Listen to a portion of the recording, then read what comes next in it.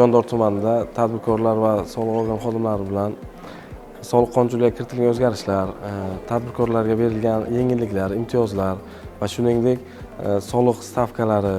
soliq majburiyatlariga kiritilgan o'zgarishlar bo'yicha seminar tashkil etildi. Tadbirkorlarimizga demak, o'sha O'zbekiston Respublikasining 25-dekabrdagi 1108 sonli qonuni bilan kiritilgan o'zgartirishlar va qo'shimchalar,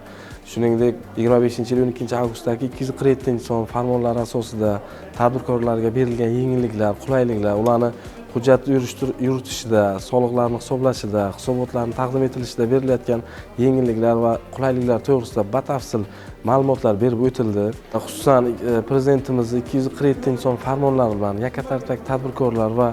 o'zini o'zi band qilgan fuqarolarimiz tomonidan demak, o'zlarini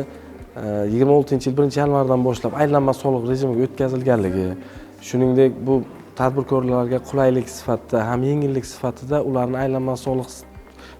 stavkalari 1% qilib belgilanganligi